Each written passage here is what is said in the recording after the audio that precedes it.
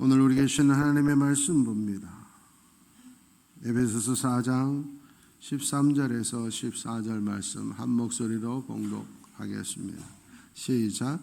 우리가 다 하나님의 아들을 믿는 것과 아는 일에 하나가 되어 온전한 사람을 이루 그리스도의 장성한 분량이 충만한 데까지 이는 우리가 이제부터 어린아이 같이 되지 아니하 사람의 속임수와 간사한 유혹에 빠져 온갖 교훈의 풍조에 밀려 요동하지 않게 하려 함이라. 아멘. 1차 대전 후에 미국은 최고로 호황기를 맞이합니다. 어마어마한 재벌들이 생겨나고 부자들이 지배하는 나라가 됐습니다.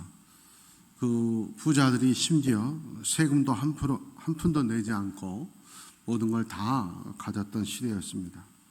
이때 이 재벌들 부자들을 개혁하고 현대 경제 민주화를 도입한 대통령이 테오도르 루즈벨트라고 하는 미국의 대통령입니다. 모든 사람들이 부자들하고 싸워서는 정치의 생명이 끝난다, 이길 수 없다, 다 안 된다고 그랬습니다. 그러나 이 루즈벨트 대통령은 할 수 있다, 하나님은 살아계신다 해서 승리를 하고 오늘날 현대 경제민주화의 틀을 만들어준 거죠. 주변에서 불평하고 불만을 가지고 있는 사람들, 포기하고 낙심한 사람들에게 루즈벨트 대통령이 항상 했던 말이 있다고 합니다. 네가 있는 그 자리에서 네가 가지고 있는 것으로 네가 할 수 있는 일을 해라. 실패한 사람들의 특징이 자기 자리를 보지 못하고 다른 사람들의 자리만 봅니다. 저 자리에 있으면 더 좋아할 걸. 자기가 가지고 있는 건 보지 못하고 없는 것만 바라봅니다. 자기가 할 수 있는 건 바라보지 않고 할 수 없는 것만 바라보고, 그러니 낙심하게 되고 불평하게 되고 의욕을 잃게 되어 있고 실패하게 되어 있다 하는 거죠. 특별히 하나님을 믿는 하나님의 자녀가 할 수 없다, 낙심하고 포기한다는 건 말이 되지 않습니다.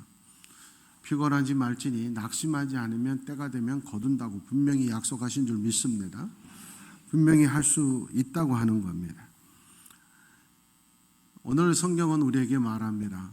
온전한 성도가 되라. 신앙이라고 하는 건 항상 이 세상을 떠나는 날까지 성장해야 돼요. 끊임없이 성장해야 돼요. 이만하면 됐다, 현상 유지 신앙은 없습니다.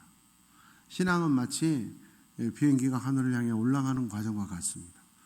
올라가는 과정에 계속 올라가야지 이만큼 됐다 하면 바로 추락하는 거예요. 내 신앙을 방심하고 이 정도 됐다 교만하면 바로 마귀한테 끌려가게 되어 있어요. 바로 추락하게 되어 있는 거예요.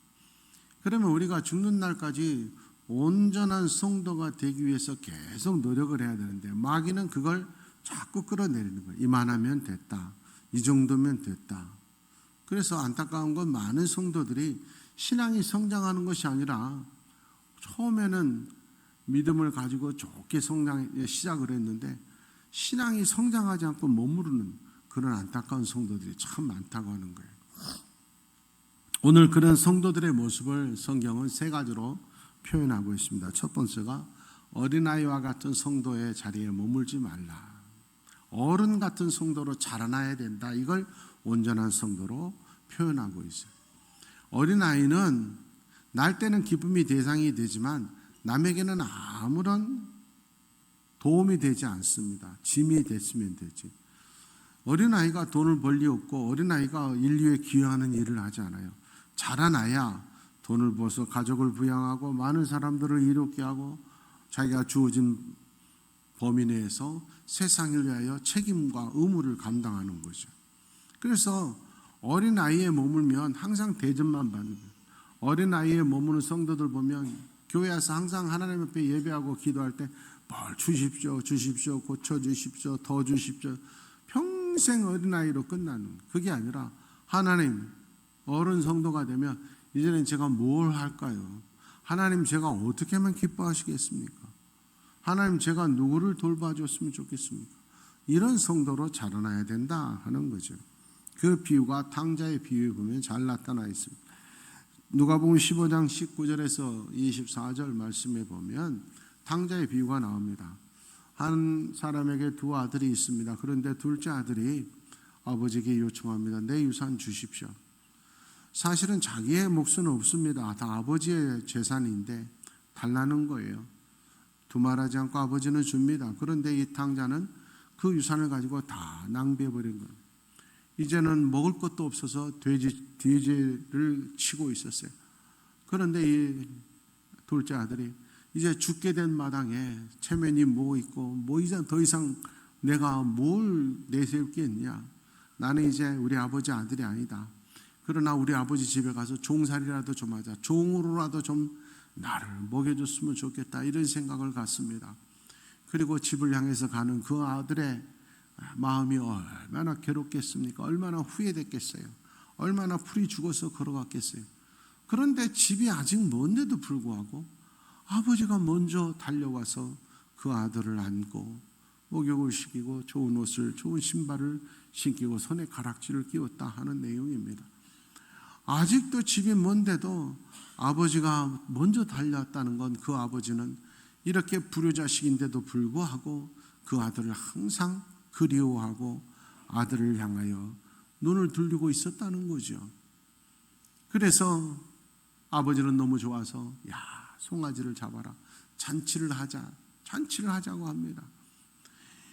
우리 아들이 죽은 줄 알았는데 다시 살아서 돌아온 것만 해도 감사하다는 거예요. 이것이 하나님 아버지의 마음이고 이것이 우리가 닮아가야 될 예수님의 모습인 거죠. 그래서 우리가 신앙이 성장하면 이 아버지의 마음이 있어야 돼요. 이 아버지가 이 탕자를 향하여 과거를 전혀 캐묻지 않습니다. 과거에 지은 죄를 비판하지도 비난하지도 정죄하지도 않습니다. 앞으로 절대 그런 일을 하면 안 된다 다짐하지도 않습니다. 그냥 품에 안아주고 그냥 더러운 걸 씻어주고 사랑해 줄 뿐인 거예요. 하나님께서 이 탕자의 비유를 우리에게 주신 이유가 뭡니까? 우리도 이런 성도로 자라나는 거죠. 아무리 세상에서 죄를 짓고 버림받고 세상에서 비난의 대상이 되었을지라도 우리 교회에 오면 품에 안아주라는 거예요. 그 더러움을 너희가 씻어주라는 거예요. 과연 교회가 그러냐 말이에요. 오늘날의 많은 교회들이 오면 오히려 과거에 지은 죄를 더 정죄합니다. 오히려 더 가슴 아프게 만들어요. 씻어주는 게 아니라 더 소문내서 더 후벼 파는 거예요. 이건 어린아이들만 모여있는 교회에서 그래요. 어른처럼 신앙이 성장하지 못한 교회에서요. 그 모습이 큰아들의 모습을 통해서 우리에게 말해주고 있어요. 똑같은 본문의 27절에서 30절 말씀을 보면 큰아들의 모습이 나와요. 큰아들은 일터에서 마치고 저녁에 와서 보니까 잔치가 벌어져요. 종들에게 물어봅니다. 무슨 잔치냐? 당신의 동생이 돌아왔다. 살아 돌아왔다. 아버지가 너무 좋아서 지금 송아지를 잡아서 잔치하는 것이다. 형이 동생이 살아 돌아왔으니 얼마나 기쁘겠어요. 감사하다. 아버지와 함께 잔치에 참여해야 될 거 아니에요. 그런데 이 형은 분노합니다. 화를 내고 집에 들어가지도 않습니다. 이 형은 사랑하는 동생의 모습이 보이는 거 아닙니다. 사랑하는 동생이 살아 돌아온 사실이 중요한 것이 아니라 살찐 송아지, 돈 없어지는 것만 보이는 거예요. 29절 30절에 보십시오. 자기 공로만 내세우는 거예요. 아버지, 내가 그동안 아버지 섬긴 거 왜 몰라줍니까? 나한테는 염소 새끼도 안 주면서 저 불효자식은 송아지 잡아주십니까? 비교만 하는 거예요. 이게 큰아들의 모습, 어린 나이의 성도의 모습이는 거예요.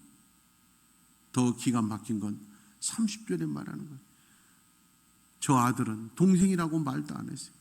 저 아들은 저 녀석은 그 많은 돈 장녀들과 함께 다 버렸다. 낭비해버렸다. 동생이 그렇게 산 걸 다 알고 있었다는 거예요.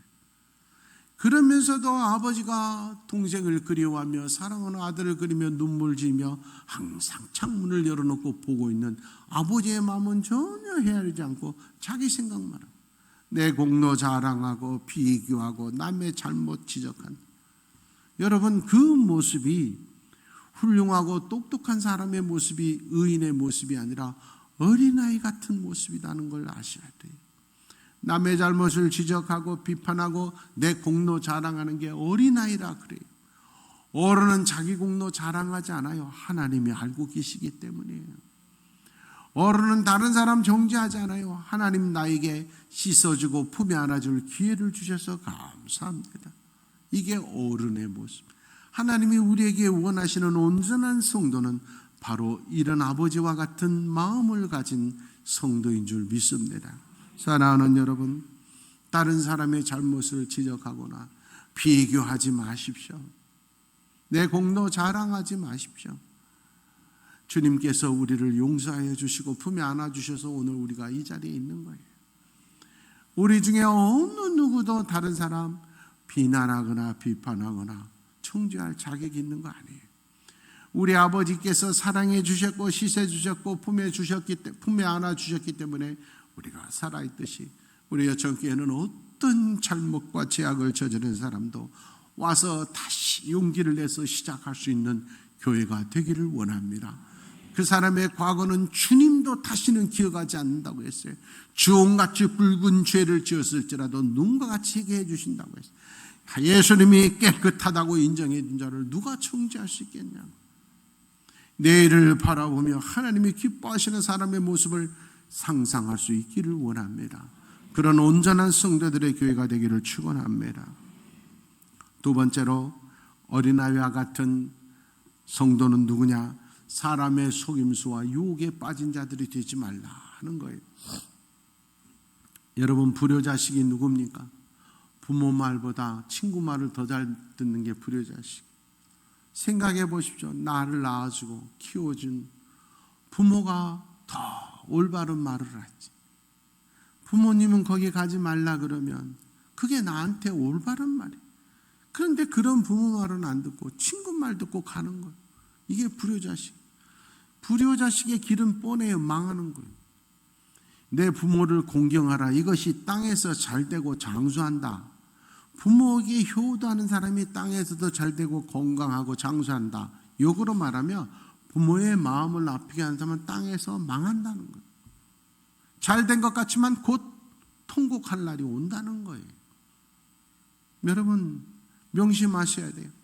대한민국에 있는 어떤 훌륭한 목사보다도, 어떤 능력의 목사보다도 여러분을 더 사랑하는 건 저지 다른 목사가 아니에요.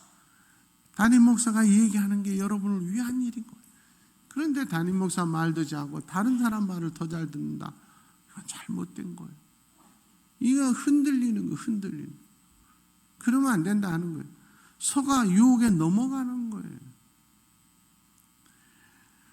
나를 사랑하는 사람의 소리에 귀를 기울일 줄 알아야 돼. 그런데 못된 사람들은 잘못된 소리만 들어요. 유혹은 빠지라고 있는 거 아니에요.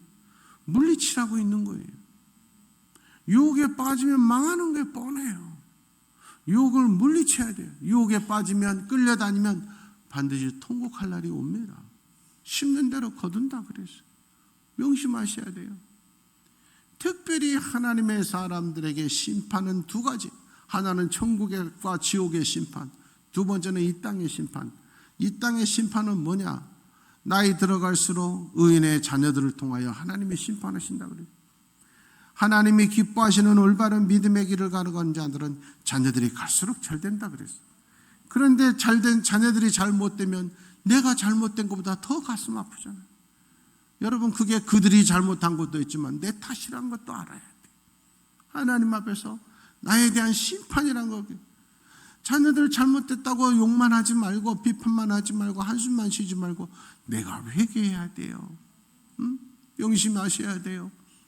하나님 앞에서 축복의 믿음을, 올바른 신앙을 심어야 돼. 그래야 바뀌어지는 거예요. 어떤 소리를 들어야 될 거냐? 명심하셔야 돼요. 다니엘서 6장 7절에 보면 다니엘이 너무 잘 나가니까, 왕의 사랑받으니까 적대자들이 음모를 꾸밉니다. 왕이시여, 30일 동안은 어떤 예배도 못 드리게 합시다.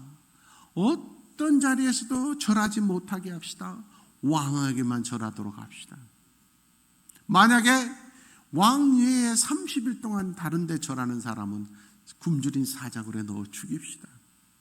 여러분, 이런 법을 만들었을 때 모든 사람들은 다 타협하고만, 그래 한 달만 예배 안 드리면 되지, 그래 교회 안 나가면 어때, 시간 있을 때 남편 없을 때만 나가지, 타협해버리는, 이게 유혹인 걸 알아요.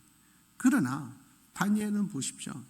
10절에 보면 다니엘은 내가 예배하는 자로 똑같이 살아가면 굶주린 사자굴에 던져 죽는다는 걸 알고도 변함없이 흔들리지 않고 그 속임수와 유혹에 넘어가지 않고 예배하는 자리를 지켰다. 결과는 우리가 잘 압니다. 적대자들에 의해서 다니엘이 굶주린 사자굴에 던져 하나님이 천사를 통해 그 사자의 입을 막으신 줄 믿습니다. 오히려 음모를 꾸몄던 자들이 다 사자의 먹이가 됩니다. 하나님의 말씀을 붙들고 유혹에 빠지지 않는 자들, 고난이 있을지라도 반드시 승리하는 줄 믿습니다. 사람의 속임수에 넘어가고 유혹하는 자 반드시 통곡하며 슬피 울며 이를 갈 날이 온다고 했습니다. 우리는 요셉을 잘 압니다. 창세기 39장 7절에서 9절 말씀에 보면 요셉의 얘기가 나옵니다.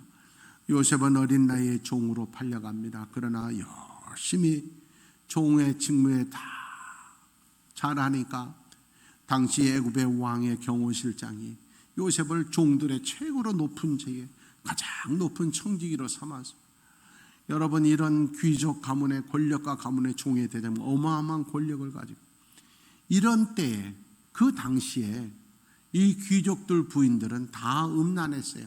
남자들은 말할 데 없고 여자들도 음란해서 남자 종들이 다 여자 귀부인들의 성적 놀이개감이었어요. 그게 특별한 불륜이나 죄가 아니었어요. 그건 유행이었어요, 유행. 이 보디발의 아내가 요청하는 거예요. 우리 즐기자. 뭐 다 그렇게 즐기지 않냐.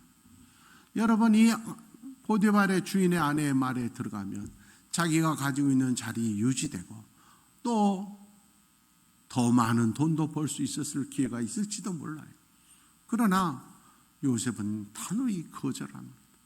그 속임수와 유혹에 넘어가지 않아요. 그리고 9절에 보면 내가 이 가정의 모든 걸 다 할 수 있어도 중요한 건 뭐냐? 하나님이 계시지 않습니다. 하나님이 살아계시지 않습니다. 그 하나님께 내가 어찌 죄를 지으리요. 우리는 그 다음 얘기를 잘 합니다. 그래서 감옥에 가게 됩니다.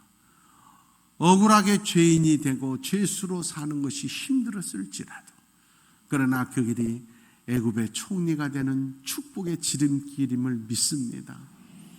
그 기간이 힘들고 어려웠을지라도 사람의 속임수에 넘어가지 않고 유혹을 물리치는 자에게는 축복의 길로 바뀌는 날이 반드시 올 줄 믿습니다. 두려움과 공포를 주는 말에 넘어가지 마십시오. 절대 타협하지 마십시오. 눈앞의 물질 때문에, 눈앞의 승진 권력 때문에, 사람 때문에 성령을 탄식하게 만드는 어린아이와 같은 안타까운 성도가 아니라 어른처럼 성숙하고 온전하게 어떠한 유혹에도 빠지지 않고 물리칠 수 있는 우리 여천교회 성도가 되기를 축원합니다. 마지막으로 온갖 교훈의 풍조에 밀려서 요동하는 자가 되지 말라. 신앙의 사람들은 흔들리지 말아야 돼. 물질 때문에 흔들리고 사람 때문에 흔들리고, 신앙은 흔들리지 않고 항상 기뻐하라. 쉬지 말고 기도하라. 범사에 감. 앞에 보면 항상 쉬지 말고 모든 일에 변함없어야 된다. 이게 신앙이에요. 이게 온전한 성도의 모습이다. 시편 16편 8절 말씀입니다. 하나님을 모신 사람은 어떤 사람이냐? 흔들리지 않는 사람. 하나님을 모시는데 그 천지의 주인이신 하나님 외에 다른 뭘 보고 흔들리냐? 시편 62편 6절 말씀입니다. 하나님이 나의 반석이고 구원이고 요새신 줄 믿습니다. 다른 어떤 것도 하나님을 붙드는 자에는 건들 수 없어요. 하나님이 나의 요새이기 때문에. 시편 112편 6절 말씀입니다. 의인은 어떤 사람이냐? 영원히 흔들리지 않는 사람. 변함없는 사람이 최고잖아요. 그래서 고린도전서 15장 58절의 말씀입니다. 흔들리지 말라. 항상 주의 일에 더욱 힘쓰는 자들이 되라. 우리가 하는 모든 충성과 헌신, 주 앞에 드리는 모든 것들은 헛된 것이 하나도 없는 줄 믿습니다. 우리가 주를 위해서 심고 영혼을 구원하고 우리가 참고 이 모든 것이 다 축복의 씨앗되어 지금 심어가고 있는 줄 믿습니다. 흔들리지 않고 믿음을 잘 지키기 위해서는 어떻게 해야 돼요? 우리의 의지는 약합니다. 아무리 의지가 강한 사람도요 흔들리게 되어 있어요. 아무리 좋은 사람도 변해요. 사람은 다 변화돼요. 물질 붙들면 반드시 흔들리는 날이 와요. 우리가 흔들리지 않기 위해서는 오직 주님만 바라봐야 돼요. 그래야지 흔들리지 않고 온전한 믿음의 길을 걸어갈 수가 있는 거예요. 대한민국의 아내들 중에서 우리 집사람 같은 아내가 없어요. 남편을 왕처럼 그렇게 모셔요. 성경. 당신이 최고다 그래요. 최고다. 뭐든지 다 해줘요. 물도 다 떠다줘요. 약도 까가지고 나는 넣기만 하면 돼. 다 해줘. 제 아내 같은 아내가 없어요. 그런 아내하고 하나님이 같이 있으라고 코로나가 걸려서 지난주 일주일 동안 같이 붙어 있었습니다. 3일 지나니까 우리 집사람이 웃으면서 그러는 거예요. 밥 차려주면. 여보, 당신 은퇴하면 뭐 일을 하나 찾아봐. 그렇게 좋은 아내, 남편이고 내가 없을 때는 그동안 우리 낭구님 얼굴 보기도 힘드냐 그런 사람이 3일 지나니까 아이고 힘들어 죽겠대. 못하겠대. 이거 나보고 일 좀 찾아보려는데. 그래서 우리 둘이 얼마나 웃었는지 몰라요. 참, 이 더러운 놈의 인생. 남자들은 왜 나이 들어갈수록 짐만 되냐. 그래서 일주일 내내 둘이 웃었습니다. 당신 그럴 수가 있냐고. 그때 아니 맨날 없다가 있으니까 귀찮아 죽겠다는 거예요. 마누라도 믿을 거 없더라 그 말이야. 자식도 믿을 거 없다니까요. 자식들도 다 사람은 믿을 수가 없어요. 주님만 믿을 수 있는 거예요. 여러분, 마귀가 끊임없이 우리를 유혹해도 넘어가면 안 돼요. 우리는 베드로를 잘 압니다.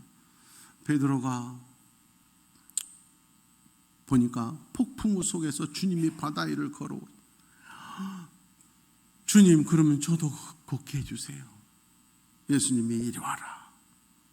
인류 역사상 최초이자 마지막으로 무리를 걷습니다. 그런데 무리를 걷다가 보니까 바람이 보이는 거예요. 지금 자기가 걷고 있는 물이 보이는 거예요. 파도가 보이는 거예요. 그랬더니 빠져가더라. 예수님이 사람이 물을 어떻게 걸어? 당연히 빠지지. 그런데 책망합니다. 믿음이 없는 자여 왜 의심은? 여러분, 여기 중요한 거예요. 사람이 물을 잇는 기적이 중요한 거 아니에요. 물속에 빠지는 고난이 중요한 게 아니에요. 내가 지금 누구를 보고 있느냐? 내가 지금 예수님을 보고 있으면 물속에 빠져도 건져주실 줄 믿습니다. 무리를 걸어도 내가 한 일이 아니기 때문에 겸손하게 걸어가는 거예요. 그러나 무리를 걷고 있어도 바람을 보는 인생은 아무것도 아니다. 그 말이에요.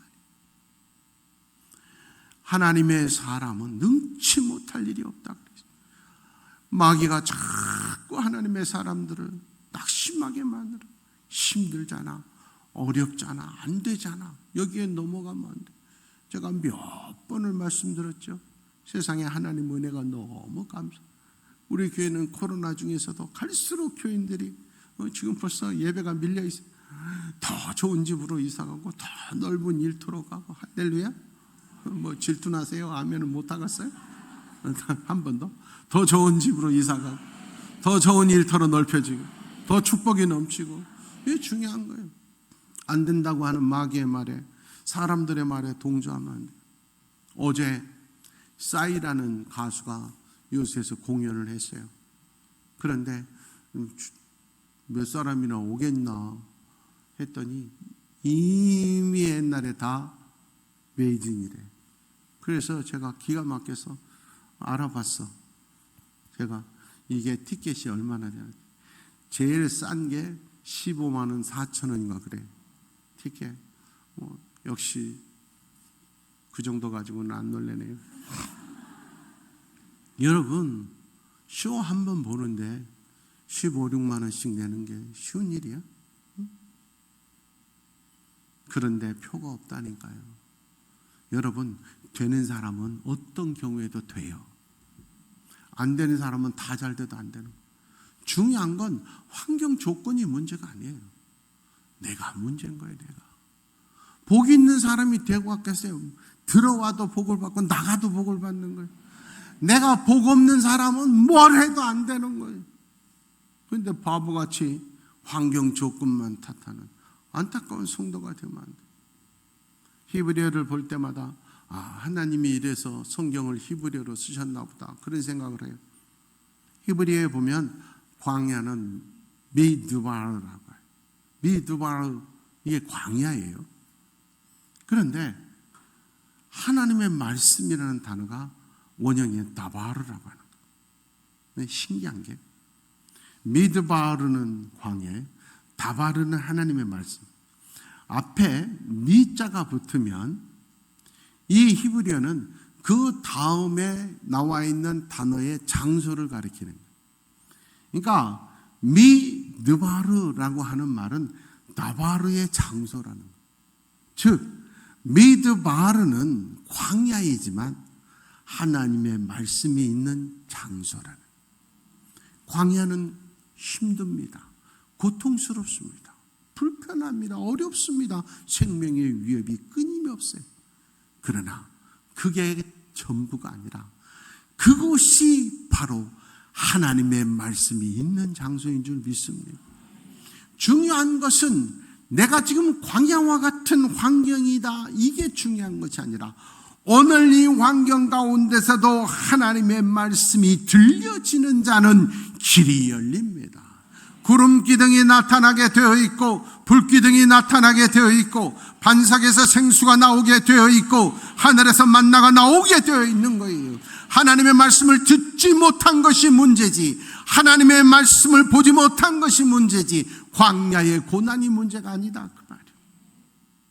모든 사람들이 다 어렵다고 한다고 그 유혹에 넘어가지 말고 그 속임수에 넘어가지 말기를 바랍니다. 할 수 있거든이 무슨 말이냐? 믿는 자에게는 능치 못할 일이 없느니라. 광야와 같은 상황에서도 하나님의 말씀을 바라보고 예수를 바라보고 나아가는 자는 광야의 고난과 고통의 위기가 오히려 축복의 기회로 바뀌어질 줄 믿습니다.